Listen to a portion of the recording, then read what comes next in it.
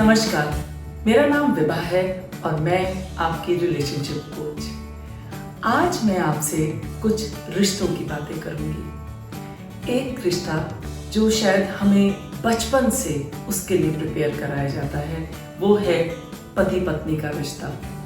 जैसे ही हम पैदा होते हैं, हमारे माँ बाप के साथ हमारी प्रिपरेशन ऐसी की जाती है कि हमें आगे वो जो नया जीवन साथी होगा उसके साथ कैसे रहना है। लेकिन दुख की बात यह है कि इसकी कोई ट्रेनिंग नहीं मिलती। ये हम शायद जिस तरह से हम अपने माँ बाप को देखते हैं, उनका रिश्ता जिस तरह से होता है, हम भी उसी तरह से अपना रिश्ता बनाने लगते हैं, या हम उसमें कुछ बदलाव लाते हैं, या वैसा का वैसा ही हम उतारने की कोशिश करते हैं। तो आज कुछ बातें उन रिश्तों पे। अगर हम देखें तो सिर्फ हिंदुस्तानी संस्कृति में ही नहीं, बाकी सब संस्कृतियों में एक आदमी और औरत का कुछ डिफाइंड रोल हमेशा बना रहा। आदमी कमा के लाता रहा और औरत बच्चे और घर की देखभाल करती रही। और धीरे धीरे इसमें बदलाव आने लगा। पिछली शताब्दी में औरतें पढ़ने लगीं और शायद अपने काम के लिए बाहर जाने लगी और उनके काम को मान्यता भी मिलने लगी। और जैसे पहले एक चेयरमैन की पोस्ट होती थी और धीरे धीरे वो चेयरपर्सन बनने लगा। तो ये बदलाव हमारा सबसे ज़्यादा जिसका असर देखा गया वो दाम्पत्य रिश्ते में देखा गया।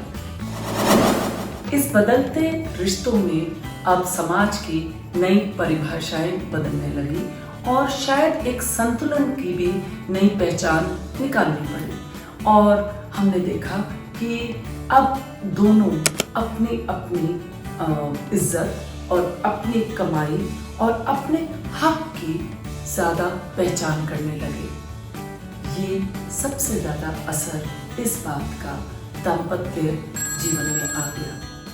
तो आज हम कुछ ऐसी बातें करेंगे कि एक अच्छे कपल के लिए क्या पहचान है और किन चीज़ों की ज़रूरत पड़ती है। मेरे पास यंग कपल्स आते हैं और जब उनकी कोई ना कोई प्रॉब्लम अभी शुरू हुई होती है तो हम लोग खुल के बात करते हैं। तो आज मैं एक यंग कपल के बारे में बताना चाहूँगी। नाम मैंने बदल दिया है, पर स्टोरी सच है।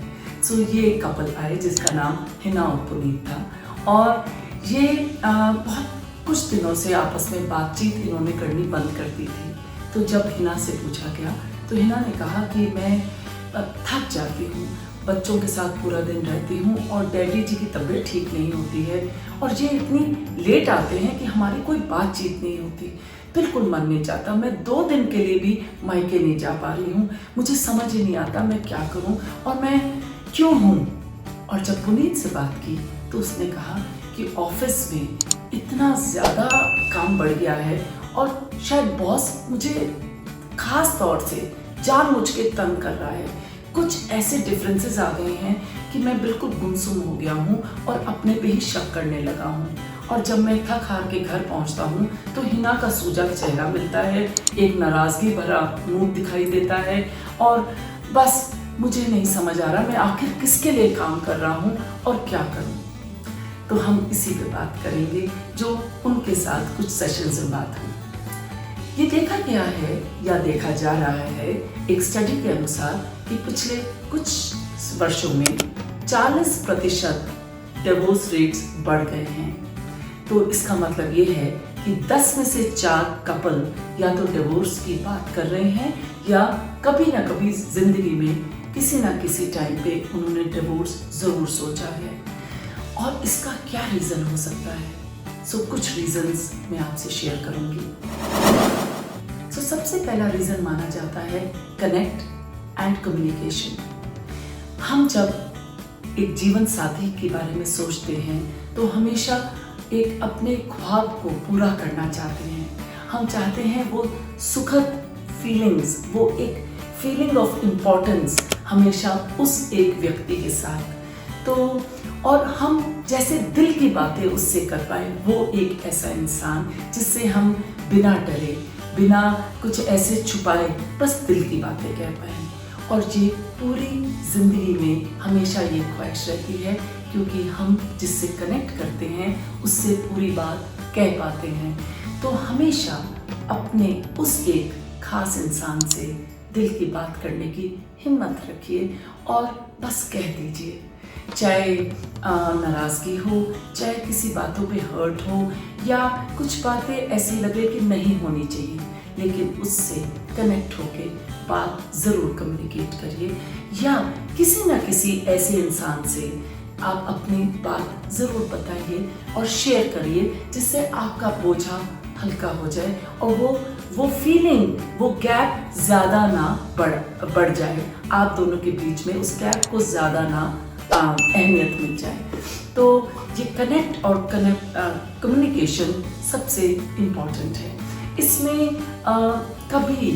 कभी भी ऐसी चीज़ आना कि कोई तीसरा इंसान बीच में आ गया है, ज़रूरी है अगर वो आप दोनों को साथ ला रहा है।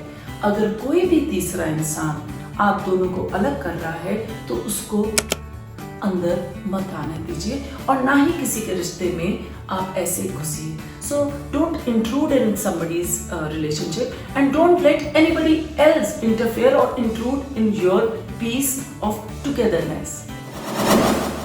Second, एक इम्पॉर्टेंट बात होती है जिसमें अगर आप कोई चीज़ को लगता है कि कहीं एक सोच में कोई बात आ गई तो पूछ लीजिए, आस्क, और ना ही सिर्फ प्रिज्यूम करना शुरू कर दीजिए कि अगर ये हो रहा है तो ज़रूर इस वजह से हो रहा हो। ये ना करिए, उससे बेहतर है कि पूछ लिया जाए और एक अपनी बात कह दी जाए।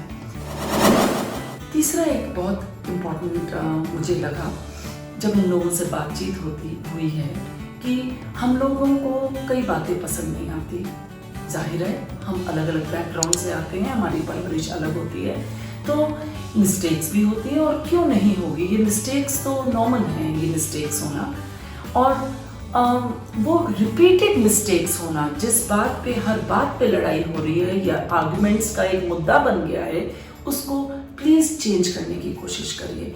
क्योंकि क्यों ना हम नई मिस्टेक्स करें देन कि वो सेम मिस्टेक्स को दोहराएं और फिर वो एक क्रिटिसिज्म में आ जाए और हम अपने पार्टनर को क्रिटिसाइज करना शुरू कर दें आपस में, आपस के टाइम में या किसी और के सामने। कहते हैं कि भाई ये नहीं कि मैं आपको आपके बारे में आपके सामने क्या बोलता हूँ, लेकिन ये इम्पोर्टेंट है कि मैं आपके पीछे किसी और को आपके बारे में क्या कहता हूँ। So this is so important कि आप उसे क्रिटिसिज्म को कहीं लेबलिंग तो नहीं कर रहे हैं कि ये तो है ही ऐसा और इसकी अब कोई उम्मीद नहीं है ठीक होने की। तो ये रिश्ते को इरोड कर देता है, घिस देता है, ये रिश्ते को साथ में नहीं जोड़ता, इसे दूर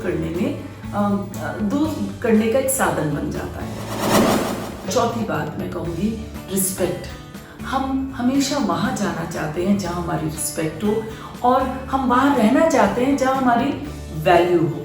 तो रिस्पेक्ट हमारे डिफरेंसेस की हमेशा रहनी चाहिए, क्योंकि फिर से हम अलग बैकग्राउंड से आए हैं, लेकिन हम जब एक साथ आते हैं तो एक नई जिंदगी बनाते हैं, फिर एक कॉमन गोल्स होते हैं और फिर हम उस कॉमन गोल्स की तरफ बढ़ते हैं। चाहे बच्चों की एडमिशन्स हो, चाहे कोई नया फैसला लेना हो, नई जॉब हो, नया घर हो, नई गाड़ी ही हो, लेकिन हम मिल के वो एक फैसला लेते हैं। तो इन चीज़ों का ध्यान ज़रूरी है और उसके लिए कुछ ग्राउंड रूल्स हैं। सबसे बड़ा रूल है एंगर, गुस्सा, क्योंकि रिश्ते जो भी साथ रहते हैं वो मोहब्बत, इज्जत की वजह से रहते हैं, लेकिन जैसे ही गुस्सा आता है वो रिश्ते को एक केरोसिन का काम देता है। तो अगर लड़ाई हो गई, जो होगी भी, नाराजगी होगी, जो होगी भी, लेकिन आप उस गुस्से के टाइम में कहीं दूसरे को जला तो नहीं दे रहे, कहीं ऐसे शब्द तो नहीं बोले जा रहे जो परमानेंट डैमेज कर रहे हैं और शायद उससे वापस आने का टाइम ही ना मिले। सो वो गुस्से के टाइम में आपने कहीं फिजिकल अब्यूज तो नहीं कर दी या इमोशनल और मेंटल अब्यूज इतनी भारी कर दी कि वो जिंदगी भर के लिए एक स्कार बन जाए और हम उसको कभी भी मिटा ना पाए। तो तो ये कुछ ग्राउंड रूल्स अपनी लड़ाई में ज़रूर रखिए कि गुस्सा क्या हम तबाह करने के लिए कर रहे हैं या हम उसको ठीक करने के लिए कि वो गुस्सा हुआ लेकिन प्यार और इज्जत रही। गुस्से को सिर्फ गुस्से की तरह देखा, ना कि किसी को ख़त्म करने के लिए, और उसमें कोई फिजिकल अब्यूज़ या चीज़ों का फेंकना या किसी को बेइज्जत करना वो तो नहीं है। तो इन चीज़ों का थोड़ा सा ध्यान ज़रूर रखिए। तो अब वापस आते हैं हिना और पुनीत पे। तो हिना ने ये बातें सामने बताई और पुनीत ने भी बताई, और 2-3 सेशंस के बाद उन्होंने ये सोचा कि क्यों नहीं हिना बच्चों को पहले सुला देगी और डैडी जी को भी पहले सुला देगी और पुनीत के आने तक वो अपना ध्यान रखेगी। तो आज हमने कपल के रिश्ते के बारे में बातचीत की। अगर आप कुछ भी मेरे से पूछना चाहें या अपने दिल की कहना चाहें तो बेझिझक अपने कमेंट्स में लिखिए या मुझे कांटेक्ट करिए। Thank you.